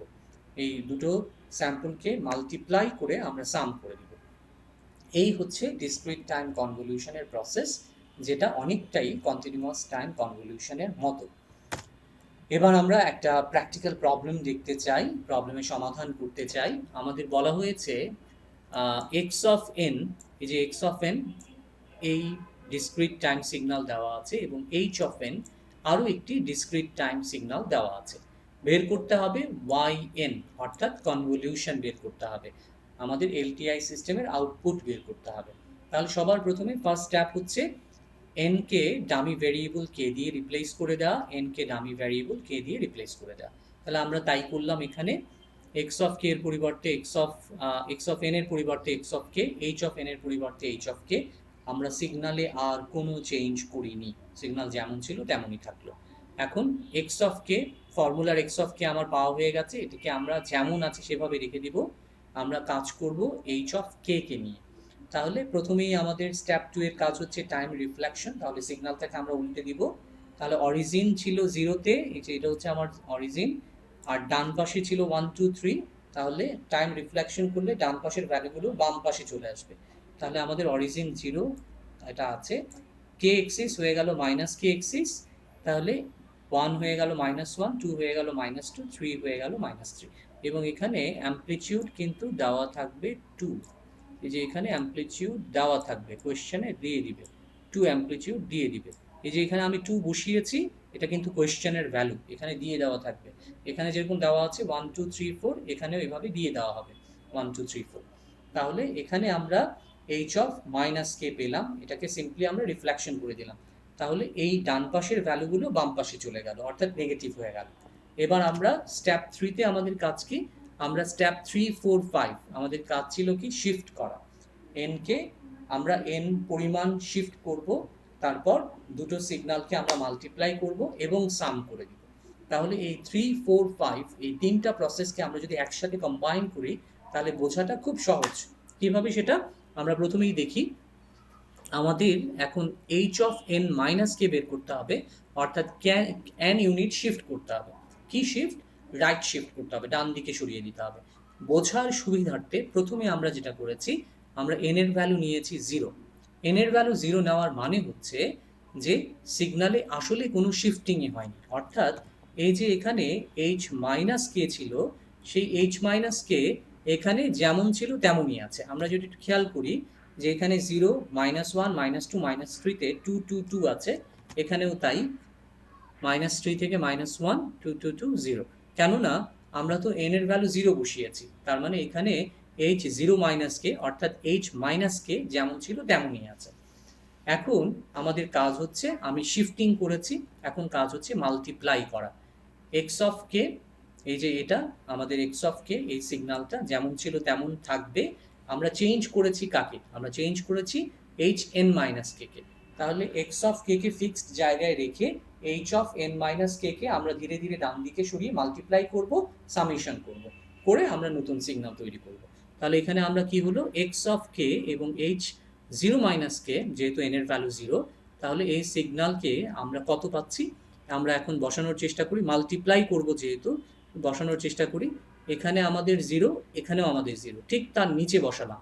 দুটা সিগন্যালকে এমনভাবে আমি অ্যারেঞ্জ করব যাতে 0-র নিচে 0, 1-এর নিচে 1, -1-এর নিচে -1 এভাবে থাকে, তাহলে মাল্টিপ্লাই করা সহজ হবে। তাহলে আমরা কি করেছি, 0-র নিচে 0 বসালাম, তাহলে -1-এর নিচে -1 হবে, -2-এর নিচে -2 হবে, -3-এর নিচেও -3 হবে। এগুলো দেখানোর প্রয়োজন নেই, কেননা বোঝাই যাচ্ছে যে -1 থেকে 3 পর্যন্ত এক্স অফ কে এর ভ্যালু হচ্ছে 0, কেননা এখানে আর কোনো স্যাম্পলই নেই, তাহলে ভ্যালু হচ্ছে 0। তাহলে আমরা ঠিক এভাবে এখন মাল্টিপ্লাই করি। -3 থেকে -1 পর্যন্ত এইচ এন মাইনাস কে এর ভ্যালু হচ্ছে 2, আর এখানে এক্স অফ কে এর ভ্যালু হচ্ছে 0। তাহলে আমি কি করলাম, 2 দিয়ে 0কে মাল্টিপ্লাই করলাম, রেজাল্ট হচ্ছে 0। 2 দিয়ে 0কে মাল্টিপ্লাই করলাম, রেজাল্ট হলো 0। 2 দিয়ে 0কে মাল্টিপ্লাই করলাম, রেজাল্ট হলো 0। একইভাবে এইখানে এক্স অফ কে এর এই 0তে ভ্যালু হচ্ছে 1, কিন্তু এইচ এন মাইনাস কে এর 0তে ভ্যালু হচ্ছে 0। তাহলে একইভাবে 0 দিয়ে আমি যদি 1কে মাল্টিপ্লাই করি, এই স্যাম্পলের ভ্যালুকে মাল্টিপ্লাই করি, তাহলে এখান থেকেও আমি মূলত 0 পাচ্ছি। তাহলে সবগুলো স্যাম্পলকে, এইচ এন মাইনাস কে এর স্যাম্পলগুলোকে আমরা এক্স অফ কে এর স্যাম্পলগুলো দিয়ে আমি মাল্টিপ্লাই করছি। কিন্তু মনে রাখতে হবে, আমাদের যে স্যাম্পল যে টাইমে আছে সেই টাইমের রেসপেক্টেই কিন্তু মাল্টিপ্লাই করতে হবে। অর্থাৎ এখানে এন এর ভ্যালু 0, আমাদের এখানেও এন এর ভ্যালু হচ্ছে 0, কে এর ভ্যালু হচ্ছে 0, এখানে কে এর ভ্যালু হচ্ছে 0। তাহলে এই 0 দিয়ে এই 0তে 0 টাইম ইনস্ট্যান্টে থাকা যে স্যাম্পল, সেই স্যাম্পল দিয়ে 0 টাইম ইনস্ট্যান্টে থাকা আরেকটা স্যাম্পলকে আমি মাল্টিপ্লাই করতে পারবো। কিন্তু বিষয়টা এমন নয় যে 0 দিয়ে -1 কিংবা -2তে থাকা স্যাম্পলকে আমি মাল্টিপ্লাই করতে পারবো, একই টাইম ইনস্ট্যান্টে থাকা স্যাম্পলকে আমি মাল্টিপ্লাই করতে পারবো। তাহলে এখান থেকে সবগুলোতে আমি ভ্যালু পাচ্ছি 0। ঠিক একইভাবে আমি যদি n এর ভ্যালু 1 দিই, তাহলে কি হচ্ছে, সিগন্যালটা 1 ইউনিট ডান দিকে সরে যাচ্ছে, 1 ইউনিট ডান দিকে।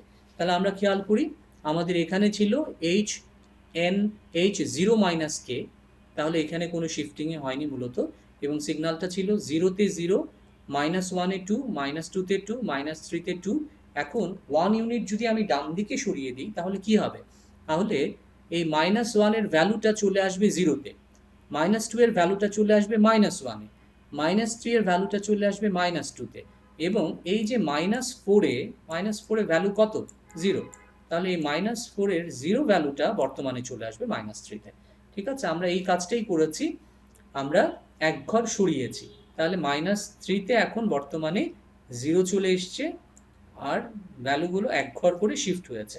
তাহলে আগে 0-তে ছিল 0, এখন -1-এর 2টা চলে এসছে 0-তে, আর 0-র ডান পাশে আছে +1, তাহলে +1-এ চলে এসছে 0-র ভ্যালু, অর্থাৎ এখানে চলে এসছে 0।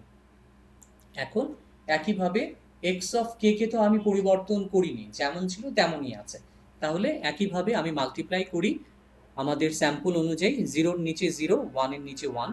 তাহলে এই পাশে যেহেতু আমাদের -1 থেকে -3 পর্যন্ত আমার যেহেতু কোনো স্যাম্পল নেই, এখানে কোনো স্যাম্পল নেই, তাহলে এই মাল্টিপ্লিকেশন দেখানোর কোনো প্রয়োজনই নেই, কেননা আমরা জানি যে এটার রেজাল্ট 0 হবে। তাহলে যেখানে স্যাম্পল আছে সেটা আমরা একটু দেখি। তাহলে 0-তে এক্স অফ কে এর ভ্যালু হচ্ছে 1, আর 0-তে এইচ অফ 1 মাইনাস কে এর ভ্যালু হচ্ছে 2। তাহলে আমরা কি করব, আমরা এটা মাল্টিপ্লাই করব। আমরা 2 এবং 1 মাল্টিপ্লাই করছি, মাল্টিপ্লাই করে আমি কত পেলাম, 1 পেলাম, সরি আমি 2 পেলাম, 2 × 1 = 2। এবার আমরা 1-এ আমাদের ভ্যালু হচ্ছে 0, তাহলে 0 দিয়ে আমি এই 1-এ থাকা 2-কে আমি মাল্টিপ্লাই করছি, তাহলে আমরা কত পাবো? 0 পাবো। তাহলে এখান থেকে আমাদের রেজাল্ট হবে 2। y1-এর ভ্যালু হচ্ছে 2, y0-এর ভ্যালু ছিল 0। ঠিক একইভাবে আমরা এবার কি করব? n-এর ভ্যালু 2 কনসিডার করব। তাহলে n-এর ভ্যালু 2 কনসিডার করলে সিগন্যালটা আরও 1 ইউনিট ডান দিকে সরে যাবে। তাহলে আগের স্টেপে যখন n-এর ভ্যালু 1 ছিল, তখন 1-এ ছিল 0, 0-তে ছিল 2, -1-এ ছিল 2, -2-তে ছিল 2।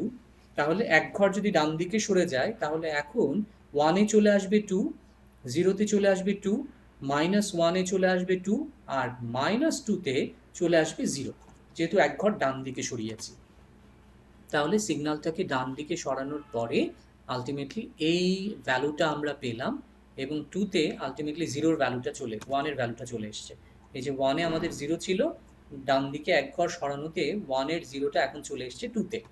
তাহলে এখন ঠিক একইভাবে আমরা এক্স অফ কে কে যেমন ছিল তেমন রেখে দিয়েছিলাম। তাহলে একইভাবে 1-এর নিচে 1, 0-এর নিচে 0, 2-এর নিচে 2, এভাবে বসালাম। বসিয়ে আমরা ঠিক 0-এর সাথে 0 স্যাম্পলকে আমরা মাল্টিপ্লাই করে দিব। তাহলে 2 × 1, এখান থেকে আমি মাল্টিপ্লাই করে পাচ্ছি কত? 2। 2-এর সাথে 2 মাল্টিপ্লাই করছি, করে পাচ্ছি 4। 2-এর সাথে এখানে 2 ইনস্ট্যান্টে, এখানে আছে 0, এখানে আছে 3, তাহলে 0-এর সাথে 3 মাল্টিপ্লাই করছি, করে পাচ্ছি 0। আর এখানে 3 ইনস্ট্যান্টে যেহেতু কোনো স্যাম্পলই নেই, সুতরাং মাল্টিপ্লিকেশন করার কোনো প্রয়োজন নেই।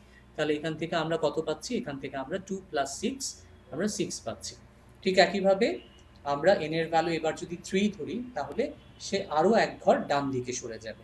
তাহলে এখানে ইনিশিয়ালি যা ছিল তার থেকে এক ঘর ডান দিকে সরে গেছে।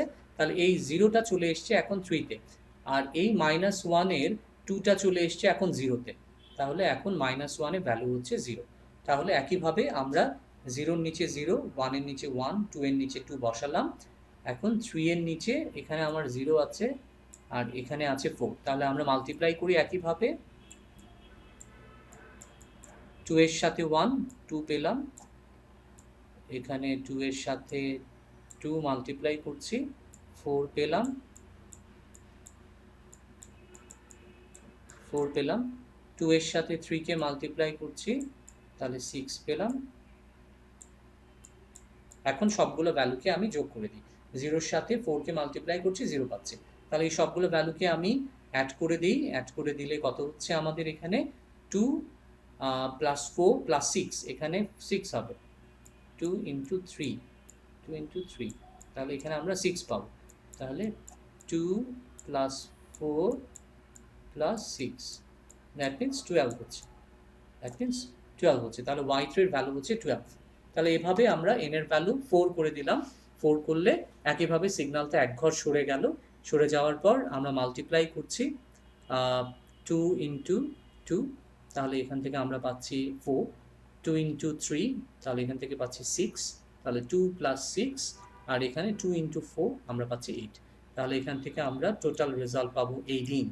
এখন আমরা n-এর ভ্যালু যদি 5 করে দিই, তাহলে আরও এক ঘর সে ডান দিকে সরে গেল। এখন কিন্তু আমাদের বড় ভ্যালু কমতে শুরু করবে। আমরা ম্যাক্সিমাম 18-এ চলে এসেছিলাম, এখন ধীরে ধীরে ভ্যালুটা কমতে থাকবে এবং একটা সময় এসে 0 হয়ে যাবে। তখন আমার আর ওভারল্যাপ থাকবে না, তখন আমার আর শিফটিং করার প্রয়োজন হবে না। তাহলে n-এর ভ্যালু যদি আমরা 5 কনসিডার করি, তাহলে 2-এর সাথে 2 মাল্টিপ্লাই করছি, তাহলে 3-তে থাকা যে ভ্যালুটা আছে সেই স্যাম্পল, অর্থাৎ 2-এর সাথে 4-কে মাল্টিপ্লাই করছি, তাহলে সেখান থেকে আমি পেয়েছি 14। আর এখানে আমাদের যেহেতু আর কোনো স্যাম্পল নেই, অর্থাৎ এখানে 0, সুতরাং এই মাল্টিপ্লিকেশন দেখানোর কোনো প্রয়োজন নেই। ঠিক তেমনি n-এর ভ্যালু যদি আমরা 6 কনসিডার করি, তাহলে সেখানে আমাদের কি হচ্ছে? সেখানে আমাদের 3-এর নিচে 3, তার মানে একটা মাত্র স্যাম্পল ওভারল্যাপ হয়েছে। এই sample h of n - k, h of 6 - k এর সাথে x of k এর একটা মাত্র স্যাম্পল, অর্থাৎ 3, এই স্যাম্পলটাই কেবলমাত্র ওভারল্যাপ হয়েছে। খুব স্বাভাবিকভাবে বোঝা যাচ্ছে এইটাই হচ্ছে আমার লাস্ট আমাদের শিফটিং। এরপরে আমরা যদি n-এর ভ্যালু 7 ধরি, তাহলে কিন্তু কোনো ওভারল্যাপই হবে না, আমরা 0 পাবো। y7-এর ভ্যালু পাবো 0। তাহলে আমরা এই পর্যন্ত রেখে শেষ করে দিব 2 × 4 = 8। তাহলে আমরা দেখতে পাচ্ছি প্রথমে 18 পর্যন্ত উঠেছিল, তারপরে গ্র্যাজুয়ালি ভ্যালু কমছে। তাহলে এখানে যতগুলো ভ্যালু পেয়েছি, অর্থাৎ n এর ভ্যালু 0 থেকে 6 পর্যন্ত সবগুলো ভ্যালুকে আমরা এখানে বসাচ্ছি। তাহলে n এর ভ্যালু আমরা যদি 6 পর্যন্ত বসাই তাহলে আলটিমেটলি কি হচ্ছে, 0-র জন্য n এর ভ্যালু যখন এখানে আমাদের এই এক্সিসটা হচ্ছে বেসিক্যালি n এর এক্সিস, আর এই এক্সিসটা হচ্ছে অ্যামপ্লিটিউড yn এর অ্যামপ্লিটিউড। তাহলে যখন n এর ভ্যালু 0 ছিল তখন yn এর ভ্যালু ছিল হচ্ছে 0, যখন n এর ভ্যালু 1 ছিল yn এর ভ্যালু ছিল 2, যখন n এর ভ্যালু 3 ছিল তখন yn এর ভ্যালু হচ্ছে 6, যখন n এর ভ্যালু 3 তখন yn এর ভ্যালু হচ্ছে 12। একইভাবে এই সবগুলো ভ্যালু আমরা এখানে বসালাম, বসিয়ে yn এর ভ্যালুটা আমরা বের করলাম। তাহলে এই হচ্ছে ডিসক্রিট কনভলিউশনের উদাহরণ। প্রসেসটা খুবই সহজ, একটু টিডিয়াস, একটু বুঝে করলে খুব সহজে এই জিনিসটা করা যাবে। আজকে এই পর্যন্তই। এখানে আমি আপনাদের করার জন্য দুটো হোমওয়ার্ক দিয়েছি, কন্টিনিউয়াস টাইম কনভলিউশন এবং ডিসক্রিট টাইম কনভলিউশনের আরও একটি হোমওয়ার্ক দেওয়া আছে। এটা আপনারা বাসায় সবাই চেষ্টা করবেন, এবং আপনারা যদি করতে না পারেন সেক্ষেত্রে আমি আপনাদের সাহায্য করব।